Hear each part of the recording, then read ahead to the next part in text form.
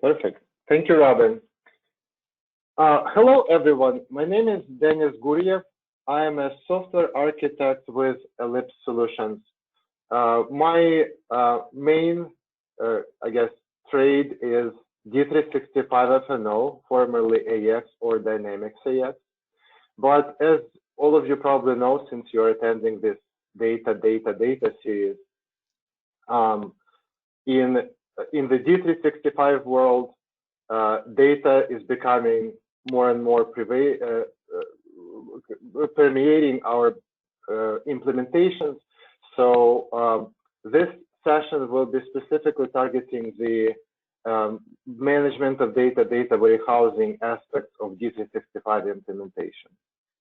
I have structured my presentation in two parts. So first, we will talk about the data vault, specifically the data vault methodology and data model. I will go into more detail. I will start with basics and go into more detail of what the data model presents, what are the benefits of it versus the more common star schemas, direct data load to star schemas, and so on. And I also share some ideas on how you can structure it. And the second part, I will target the specific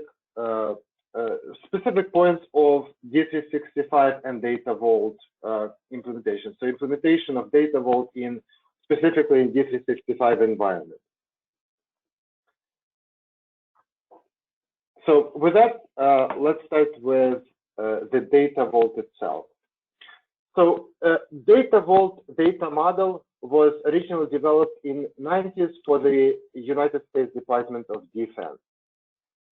Currently, the new standards published is called Data Vault 2.0. Basically, it takes the original Data Vault data model and extends it to other aspects of any implementation.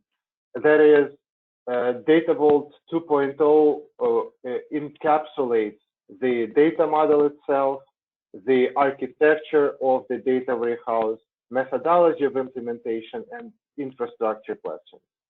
So in this presentation, I will specifically target, I will mention the methodology part of it, but I will mainly target the data structure, the data model aspect of Data Vault.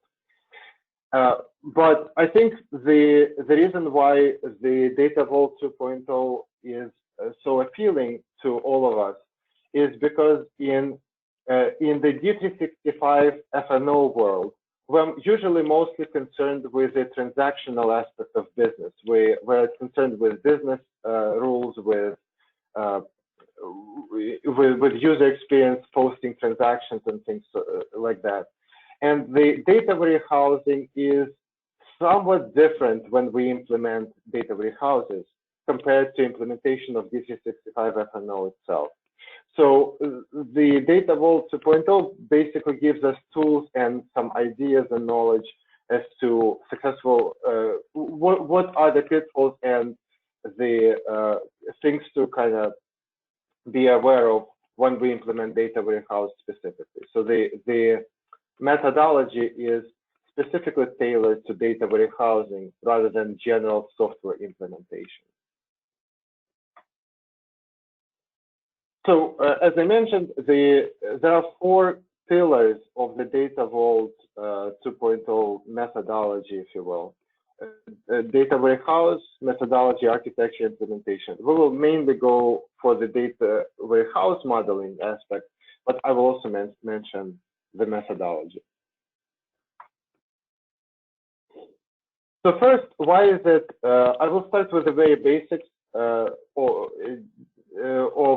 data warehousing. Why is it any different from D365 FNO implementation and so on?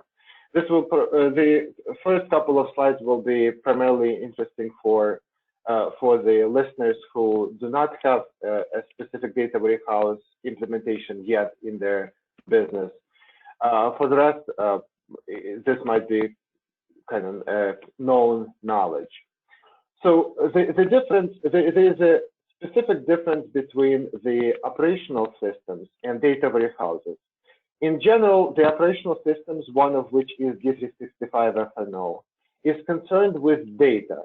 So when we're designing when we're implementing and designing functions in D365 F&O, we're making sure that the data flows properly through the system, that it's stored in a manner that is easily updatable, accessible by users, and so on.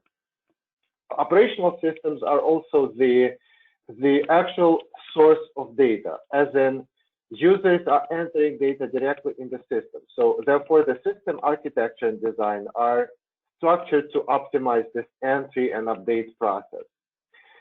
The other aspect of the operational systems is that in many situations when you have a more complex implementation, you have multiple systems of which users use to enter and update and maintain data. So the systems are often application specific. So depending on the user role, depending on your user processes, you might have multiple systems covering different aspects of your business.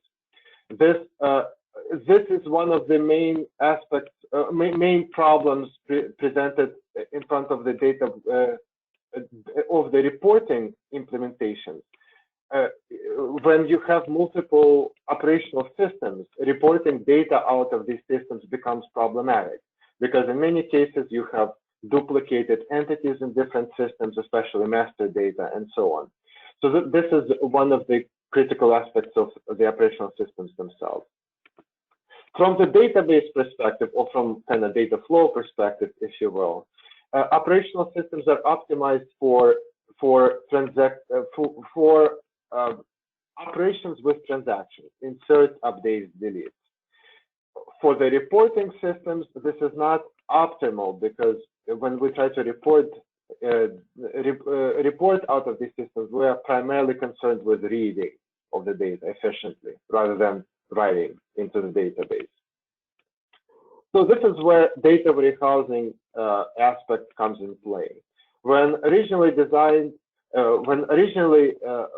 these problems were presented to the architects and software community, basically the idea of data warehousing came to be.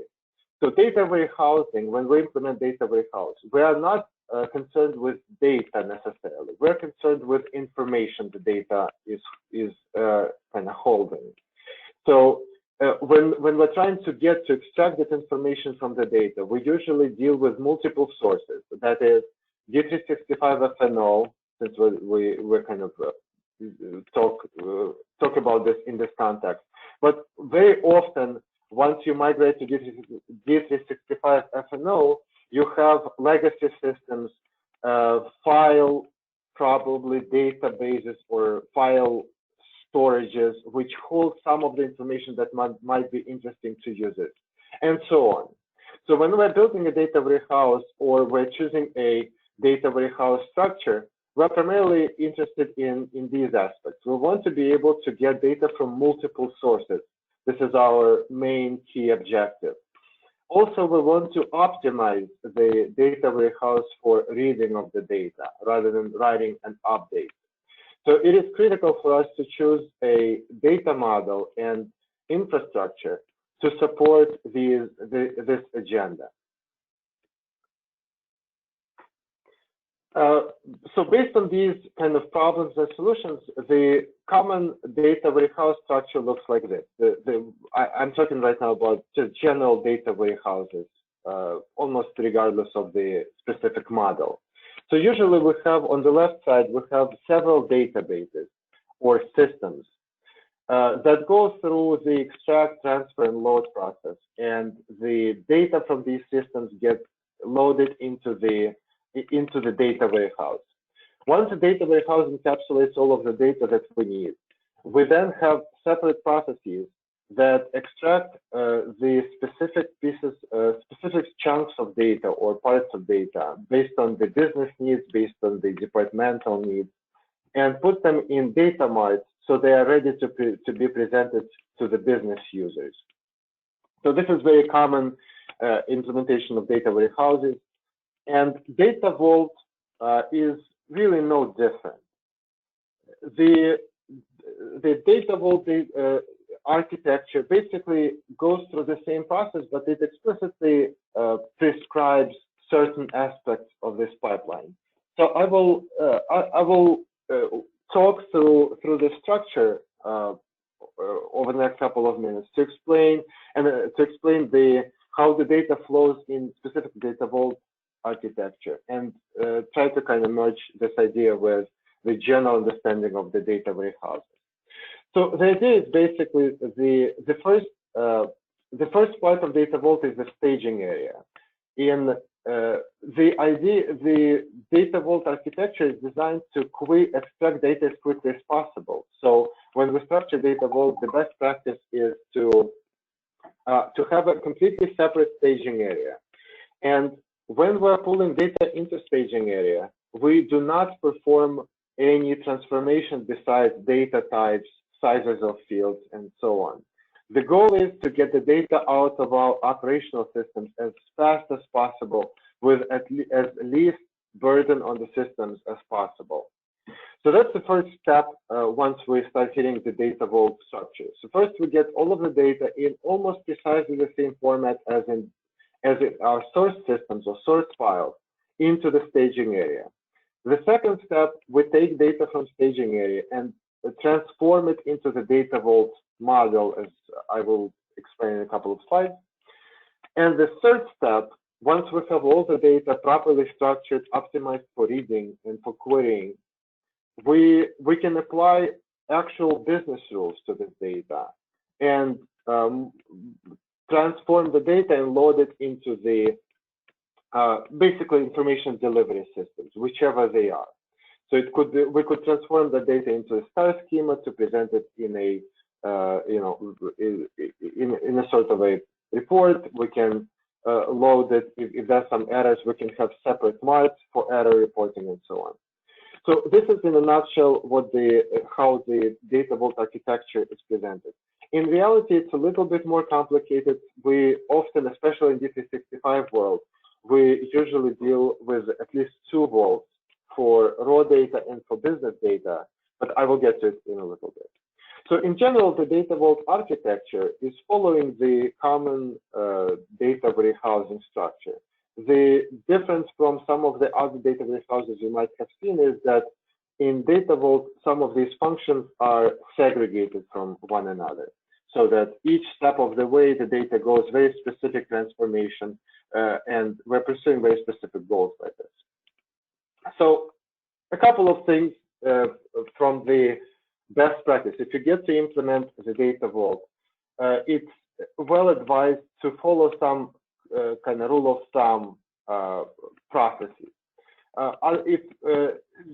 In some cases, violation of these rules does not have any significant implications, but it's a good idea to just follow the prescribed process because it allows for each of these areas to perform its own role. So I will kind of talk through these things. So staging area, as I mentioned a minute ago, staging area's primary goal is to load data as fast as possible. We're concerned with the burden on the actual systems we're loading from. So if it's D365, for instance, we don't want to run these processes throughout the day and slow down user experience. So we want to design the process to get the data out of the system as fast as we can. So in the staging area, we store raw data pretty much in the same structure it is presented in the source system. We only apply business transfer. We only apply so-called hard business rules. We only transform data so it fits in our database and tables themselves. But we do not apply any actual business rules. We do not merge any data. We do not remove any data based on user requirements. We want to get all the data as fast as we can. Also, the staging area is not designed or is not intended to store historical data. So once data leaves and successfully migrates into the data vault, we simply delete it from the staging area. It is very common practice to actually, for at least some tables, to wipe them out and do a full extract every single time. Every time we go through the ETL process from source system, to simply wipe out the entire table, get a full fresh load, and that's that. There could be some exceptions. In large transactional tables, which you cannot afford loading in their entirety, there could be cases when you try to load certain records, they just cannot land into the raw data vault in the actual data warehouse for a variety of reasons. It is acceptable for these records to stay in the staging area and be reprocessed, but the intention is for all the data to go through staging area and leave it one way or another eventually. So once data gets to staging area, the next step is to get that data from staging area into the raw data, into the data warehouse. But first, I will talk in a bit more detail later, but we call this the next database, the raw data vault. So we get the data and we transform it from the relational data structure, the data structure that we inherited from the source system, from D365 in our case. We transform it into the data vault data model. We still are storing data. So the reason why I'm stressing this is our goal of the data warehousing is to extract information from the data. But to do so, we need to apply certain business rules. We need to either merge or transform data in a certain way to extract the information users are looking for.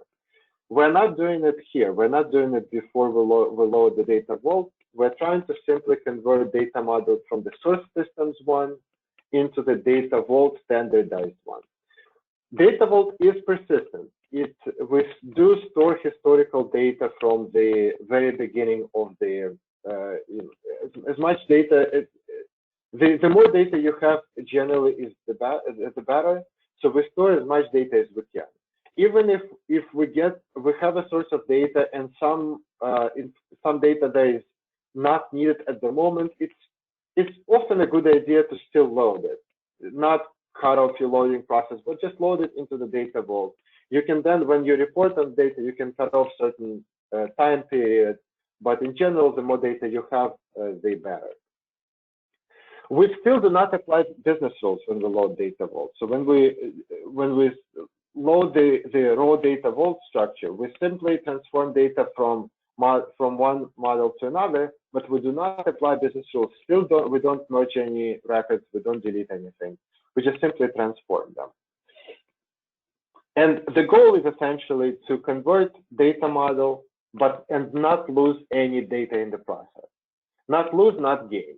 Because if some data changes in the source system, we want to be able to easily load the staging area, update records in the data vault pretty much in a one-to-one manner, and not get any loss, so that it doesn't result into any loss of data whatsoever. And the third step is to basically prepare data for the informational delivery layer. There are intermediate steps that we can take. There is another concept of a business vault, which is a separate database, a separate, set of tables, for which we do apply business rules. It's an intermediate step before we actually transform data and export it into data mart. But in general, for the most simple kind of structure, these are the three steps. So three data areas, I guess. The information layer is where we extract information itself. That's our actual goal, to get through all of this process so we can get the information out. The information layer is specific to users, so it's object-oriented. This is where we need to have a really good understanding what users need, what sort of information and in which way they will consume, and so on. So this part of the process is where we work with users very closely and try to get a good understanding of what sort of mechanism will benefit them the most.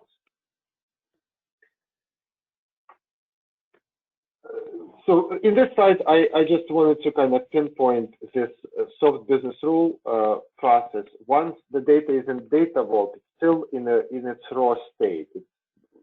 The data looks pretty much exactly, besides the model, the actual structure, the data itself is still conforming to the source system's data rules, if you will. So when we apply these so-called soft business rules, that's when we can transform, aggregate data, and so on. So in some ways, this process is lossy or irreversible in certain ways. So once we aggregate data, we really cannot reverse it. And in some cases, basically when we update our informational model, we might want to just recalculate it from scratch. The data vault itself is where we store all the historical data, and the data is permanent there. But informational marks, we have now flexibility to basically refresh them in their entirety based on the new soft business rules and so on.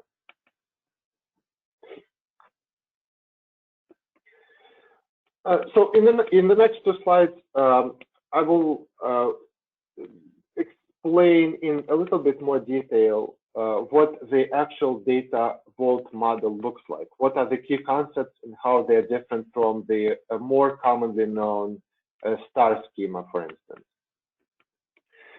So data vault model is based on three specific entities. These entities are designed to basically build out a model that is optimized for reading and querying the data. So I will talk in a few words about each of them. So hub entities are foundation of the model, and they basically represent our business keys. So let's say if we are trying to get customers, vendors, products into the data vault, those are hub entities. The important distinction is we are not talking about the actual data that comes with the customer. So for example, if we have a field like customer group, name of the customer, address, and so on, those are not stored in the hubs. Hubs are only concerned with specific business keys, the actual key data. So what we want to get out of the hub entities is to represent each individual record by an individual record in a hub table. The next entity is the link. So once we have hubs loaded, many of them have relations between them. For example, customer and vendor can have certain relationship. For example, some customers are vendors for us as well. Some sales orders might be purchase orders in a intercompany legal entity, and so on. So these relationships exist throughout the D365 and any other transactional system. So we need to incorporate that knowledge. If you're more familiar with the database structures, you might kind of be thinking of a question: why do you need a separate entity for a link? Why not just have a key reference from hub to hub? And the idea is that in many cases, when we're trying to structure data vault, we want to make sure that we incorporate a repetitive process, and we have a structure that supports the kind of slight changes in the source system data model. So even if we have a one-to-many relationship in our source system, it may change in future, or the source system rules might change so that the data is not one-to-many anymore, and it's a many-to-many relationship. So in order to support many-to-many relationship in the database, we need a separate table, separate entity. So in the data vault model, the idea is to always go for the worst case scenario, always go for the many-to-many relationship, as in have a separate link entity presented. Even if in certain, when you try to load certain data, it has a one-to-many relationship. For example, in cases of sales header and sales line entities. In that case, it will still work just fine, and the link table will still support properly this relationship. But in the customer versus vendor, sometimes we see cases when it's not a one-to-many or one-to-one, it's a many-to-many in certain cases relationship, which is properly supported by a separate entity as well. So the idea is that we use hubs and links to get the kind of the foundational structure of our data layout in the data vault. And once we have that, the last part is to get all the contextual information in, and that's what the satellite entities are. In this slide, I'm showing the kind of the example result of this structure, and I will talk for a couple of minutes about it. So right in the middle of this diagram, we see the link flight entity. This is the link and the link entity we talked about. So around it, we can see three hubs: hub carrier, hub flight, and hub airport. So in each hub, we have a business key, and each represents in the order mentioned a carrier, individual flight, and airport. And as you can imagine, they have relationship between them, and that relationship is represented by the link entity. And on the outskirts, I guess, of this diagram, we see several satellites. This is where we actually store the data about these entities. So in the carrier's case, I presume that carrier has a name, carrier has a maybe some federal ID, it has certain other information, address, and so on. This is where we store this data. We store it in a satellite entity, which is which points to a specific hub record. Usually, when we think of a satellite of this sort of data structure, it's intuitive to think of a satellite as related only to hubs. But in reality, in some cases, links themselves have context of their own. So in the data vault data structure, the satellites can be related to both hubs and links. It is up to when you are designing your data vault, the architects, your development teams, architects, developers, they will need to go through the process of kind of mapping or source system to this structure. This is where most of the design work lays. The knowledge of the source data structure is very important, and understanding of how these entities interact with each other gives developers ability to find a way to properly map this data and represent the source system structure in the data vault manner. There are also a couple of, I guess, words of caution or pointers. If you are going to implement the data vault, there are several prescribed processes that you should probably follow, especially with respect to the changes in the source data. A part of the design of this structure is the structure is very easily adaptable for changes in the source system structures. So for example, if your tables in the source system change, the data vault methodology has specific prescriptions how to manage the changes. And in most cases, what we do is we create new satellites when the data structure changes. Since data vault stores all of our historic data, we really don't want to basically manipulate that history.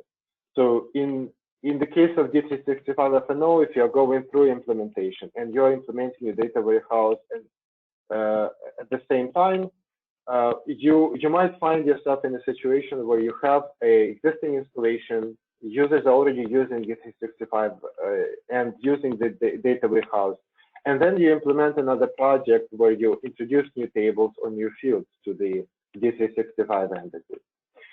The data vault methodology is specifically addressing these issues. And in this case, we usually create separate satellites, sometimes even separate hubs, representing pretty much the same entities as we used before.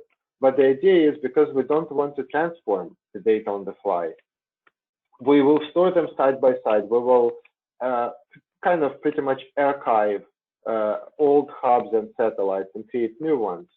And then at the next step, at the so-called business vault layer, we will make sense of this data, essentially. We will either perform some business rules to merge data, or we will somehow pad the data to be presented properly to the users. But it's a information extraction mechanism that we need to apply to get from the data vault structure to the actual data marts. So this is somewhat important because there are several pitfalls in kind of intuitive approach to changes. In D365, we are mostly used to just changing the existing tables, which is the most optimal way to do it in OLTP systems. But in the data vault, in the data warehousing, it's not always a particularly good idea.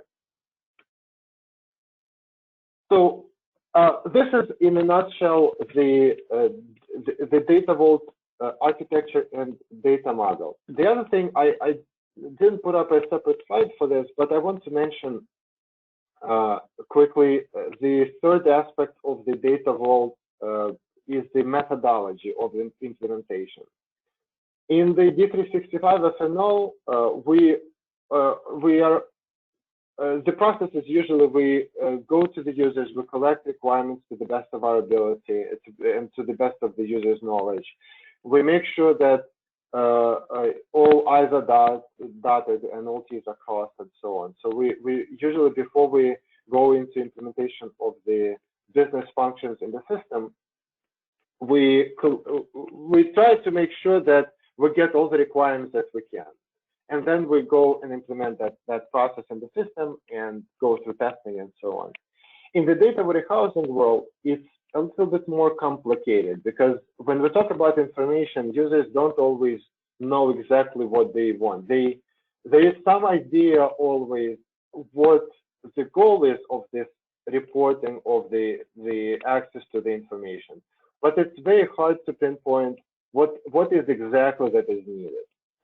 So Data Vault prescribes the agile methodology to the agile software implementation methodology for the data warehouse development.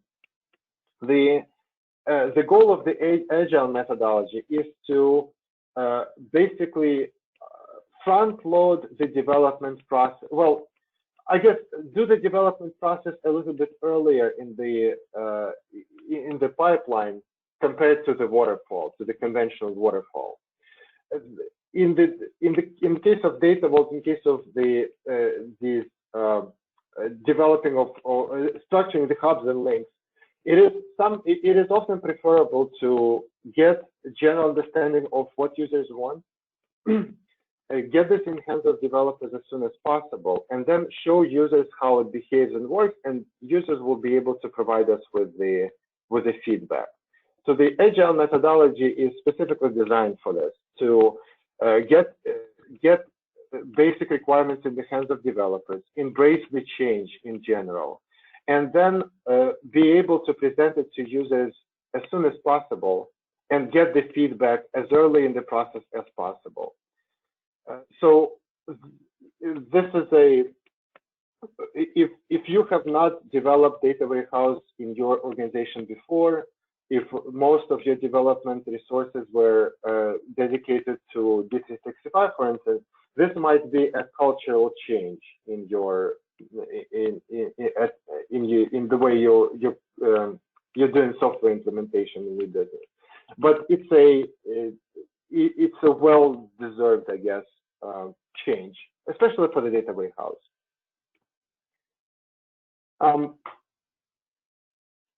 So with that, the second part, I wanted to now get to some practical points as to how the data vault can be implemented in the actual D365 implementation, and D365 and Dynamics AX 2012, 2009, and so on.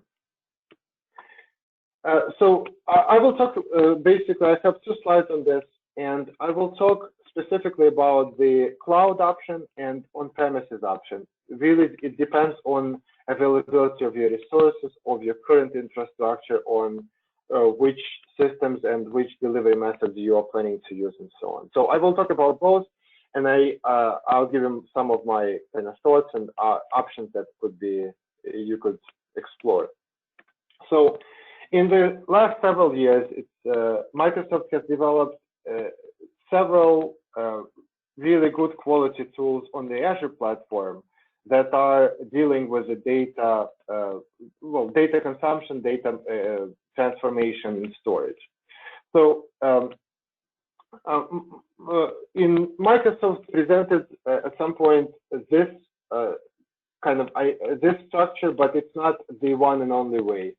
It basically simply shows you which tools you could put in place to get the data vault online. So I will talk quickly through it, but in general, you can replace certain aspects of it depending on your specific needs. So for the simpler vaults, you might not need certain Azure resources like data lake and so on. But if you're going for a more sophisticated data warehouse, this might be the structure. Some structure similar to this might be what you're looking for. So the idea is exactly like we discussed before, that when one of the Azure services Microsoft provides is Data Factory, which allows us to basically gives us several tools for the ETL processes. We can extract data easily, transform whatever is needed, and then load, in this at least example, load the data into the data lake and use it as a staging area. Next step, we can use Data Factory to get the data out of the data lake, load into the SQL into the SQL data warehouse, and then also use the Data Factory to load the business vaults and to get the data into the informational market. So in certain cases, if you have simpler structures, you might want to look at the logic apps, at the Azure functions and things like that. They are also quite well suited for this exercise. But in general, the variety of tools is more than enough to support this process completely in the cloud. So if you at the moment are on D365 FNO in the cloud, you do not have any on-premises infrastructure and don't plan to have it, basically there are plenty of tools on the Azure platform to basically construct this the data pipeline that will support data vault structure. On the other hand, if you already have on-premises infrastructure, if you have some delivery mechanism, data or presentation mechanism that you're already using on-premises, and you're not really feeling ready to go cloud and using Azure, you can basically achieve a similar process on-premises. So SSAS is well suited for this. There could be other tools that you can use. But in this example, I'm just showing the fully SSAS-based ETL processes. So I built this diagram, and I wanted to pinpoint this difference between the graphic I showed before and in this slide, where the raw data vault and the business vault are separate. This is important specifically for D365 implementations, because in D365, as most of you probably know, we most often have multiple companies or so-called legal entities in which data can be duplicated, essentially. So if you have the same customer that deals with multiple legal entities, you will have customer count in both cases. This applies to both on-premises and in the cloud, of course. In that case, depending on your business user needs, you once you load raw data vault with all of these records, all of these, or let's say customer table, all of these customers from different legal entities, the business vault would serve as an intermediate layer where we can merge the data. If user wants to see, let's say, a customer as a singular record on their report, regardless of the legal entity they're dealing with, this transformation can be done in the business vault. So in the on-premises case, SSAS is quite well suited to do so. In the cloud case, you can use Data Factory, you can use Logic Apps Flow, and so on to transform your data. This is where you apply these soft business rules, as we call them, to actually transform the data. So both of these approaches are absolutely viable.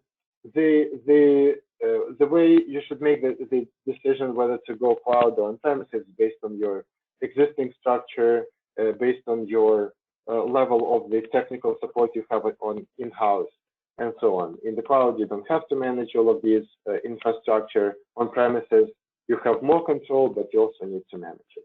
But in general, from the process perspective, the tools are available in both cases, and they are well suited to support this process.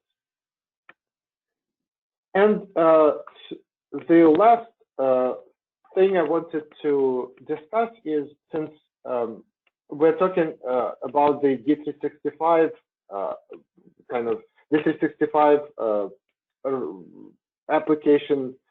We're talking about application of data vault to the D365 FNO structure. How can you get data out of FNO to put it in the beginning of that data pipeline? Basically, there are three general ways of accessing your data. The OData web service call is the most convenient, in my opinion, but has some negatives to it. Basically, it's a web service call, but it's comparatively slow.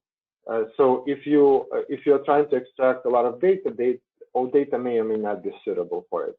But for the smaller tables or incremental reads, OData is very well suited. So it's preferable for smaller chunks of data. The data management export mechanism, it's basically the sister process to the OData. It's the same internal structure, but we can export data in a package, essentially in a zip file, and then we can consume that zip file through whether SSAS or Data Factory, and so on. And the third one is bring your own database. It's using data management. This process is using data management export process, but essentially the idea is you can bring a Azure SQL table online and extract the data from internal D365 FNO database into this external table. This process supports both full export and incremental export in cases of larger tables. So in all of these cases, in the end of the day, you will get either just the raw data through the web service call in the first case, or a zip file, or other file format from the data management, or in BYOD case, you will immediately have a SQL table with your data in it, and you can then basically plug it in at the beginning of this process, consume this data, load it into stage as soon as possible. And once your data is loaded into the staging area, in precisely the same way it was presented in the source system, in that case, you just go through the regular ETL process to transform data, load raw data vault, then perform some merge aggregate operations to load business vault if needed, and or load the presentation layer and present it to your users. So with this, I will close the session and open it for the questions if you have any. And if not, thank you for attending and listening. not seeing any questions right now. We'll wait a couple moments if anybody wants to enter a question.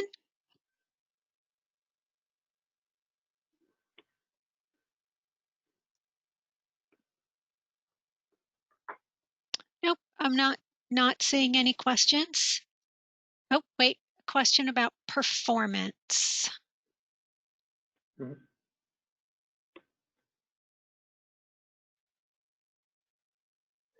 Is it just performance, or is there any specific? The exact question is, what is the best practice around having real-time data? Yes. So let me switch the slides.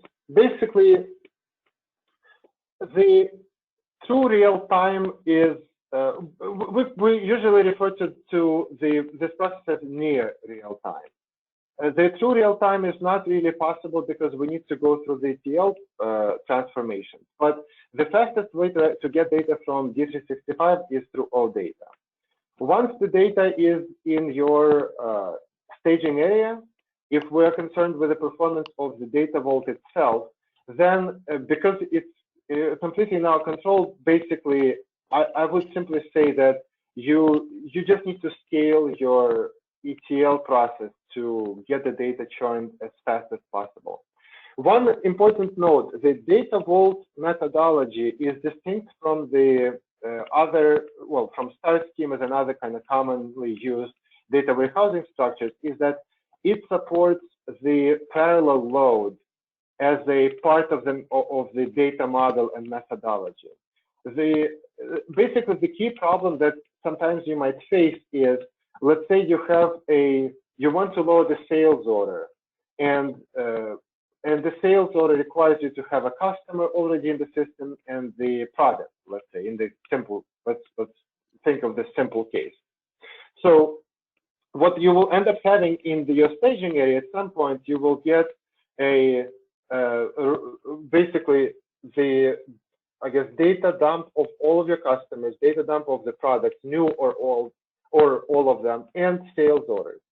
And in conventional way, in the conventional thinking, in order for you to load sales orders, you have to first load all of your customers and all of your products. And only then will you be able to load all of your sales orders. If the product or customer has not been loaded, encountered an error or things like that, the sales order will not load because of the perhaps foreign key violation, and in general it will violate your data structure. The way Data Vault specifically deals with this problem is we use hash functions to encode the business keys. So if you have a customer account, be that as a primary key on your customer table or a foreign key on your sales order record, in both cases you are able to run that customer account number through the hash function and get the same exact output out of that hash function. So this is a trick that Data Vault prescribes to be used to be able to load all of these entities simultaneously. So this has a significant impact on the performance, because if your goal is to actually get the data to users in near real-time manner, you will be able to load these complex structures simultaneously. One word of caution is you do want to think of the what ifs. What if you loaded sales order? It does reference the customer, but the customer did fail to load for whatever reason. Either it failed to extract from the source system, or it encountered some sort of error in the while loading from stage to Data Vault. So the sales order might already be there, and you might even be able to present it to the user right away, but the customer might not be there. So in that case, this is the decision you make at the presentation layer or business vault layer. Do you want these records for these sort of deliveries? Do you not? If you want to present a report where the customer information is integral to that report, then you probably want to withhold that incomplete sales order. But if you if users are simply interested with the statistical information about the sales order, the sales record, and so on, and the customer information is not detrimental to that delivery, then you will have the sales order available right there. So I hope this example helps understand it. So to recap, on the D365 level, all data is the fastest, but you cannot get too much data this way. It will become much slower than otherwise. On the data vault level, the data vault methodology has specific prescriptions to how to get the data processed in parallel as soon as possible, which usually results in the performance increase overall.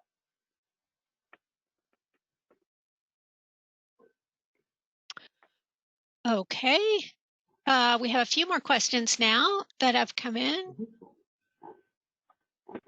Just need to scroll here.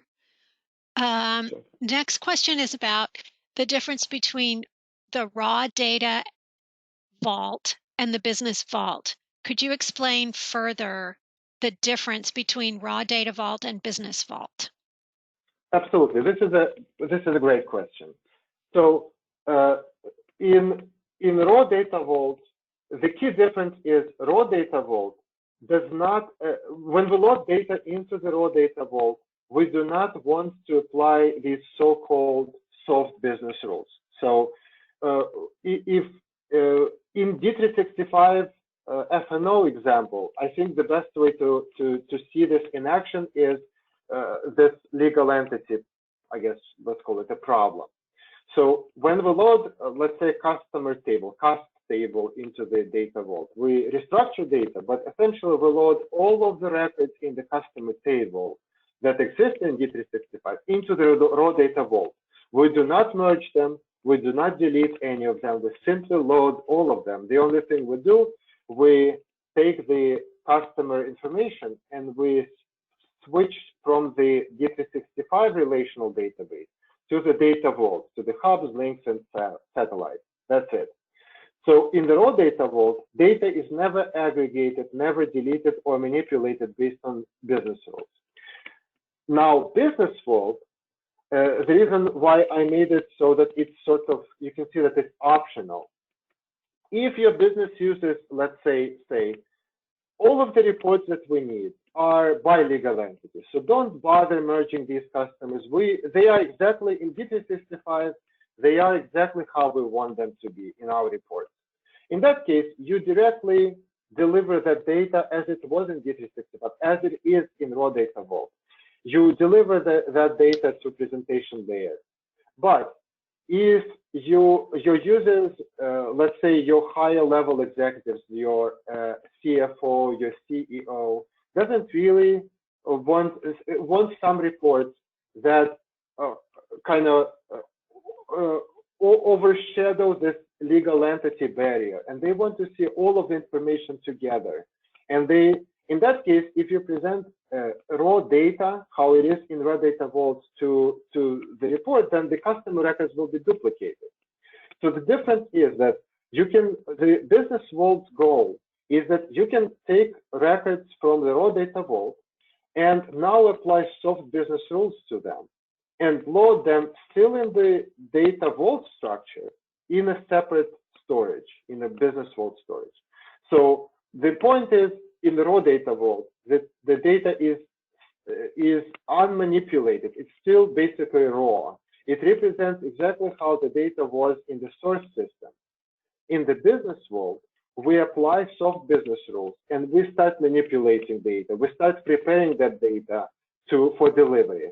The difference between presentation layer in that regard and the business vault is that business vault still conforms to the business vault data model. We still have hubs, we still have links and so on, but we already have, I guess, lossy operations applied. Not as many records as there may be. Some records are merged and so on. Some records might be filtered out or deleted and so on and so forth. This is where you can reconcile, for example, old data structures with new ones. If you had a customer record, you went live, let's say, with a standard customer table.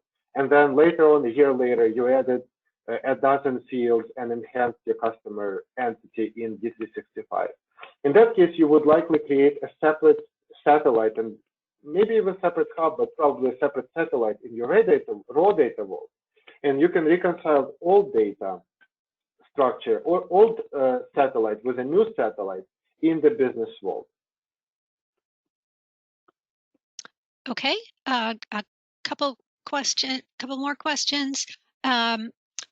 What is the best practice for migrating historical transactional data from AX 2012 to D365 versus populating a data warehouse?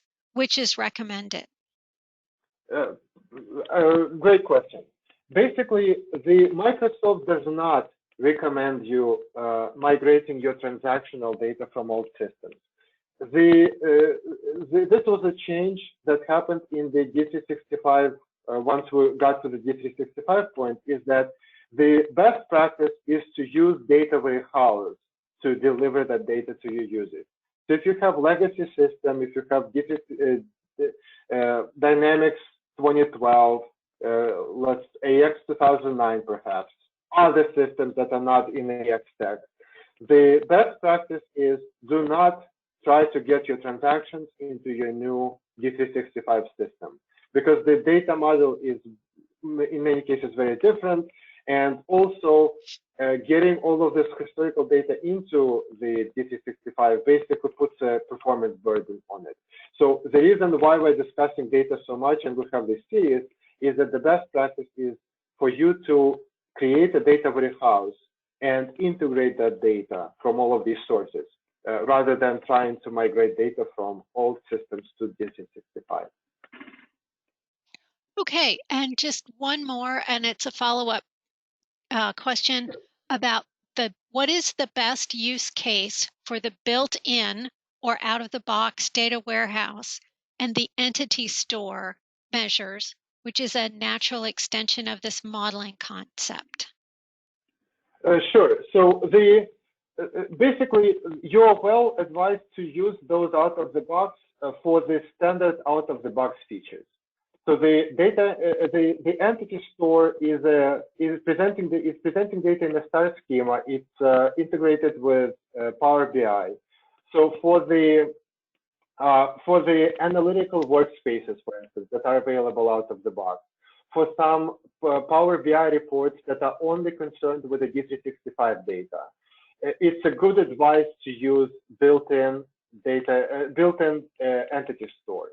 However, if your users need data from multiple systems, that's one point, or you need kind of more sophisticated manipulation of data or some integration of data, entity store becomes less and less kind of convenient.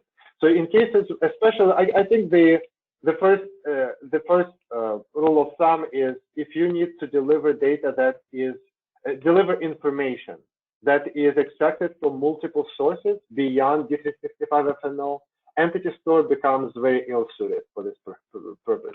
So in that case, I would advise you to think of data warehouse instead. But if you want to get data from D365 alone in a near real time, entity store is well suited for that purpose. Okay. Thank you very much. That was the end of the question queue. And since I'm not seeing any more questions, thank you. That's Dennis's contact information. Thank you very much, Dennis, and thanks everybody for attending.